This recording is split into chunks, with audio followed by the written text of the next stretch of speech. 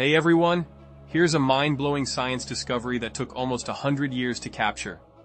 Scientists have finally seen heat moving like sound. It's called second sound, and it's weird and amazing.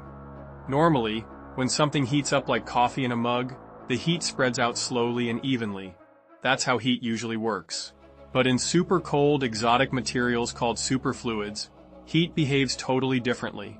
Instead of spreading slowly, it moves in waves, like sound bouncing in a room. That's what scientists call second sound. To finally see this, researchers at MIT used a special gas made of lithium atoms, cooled super close to absolute zero, the coldest anything can get. They couldn't use normal heat cameras, it was too cold for that. So they used radio waves to make warmer atoms ring, kind of like tuning forks. Then, they took pictures to track how heat moved.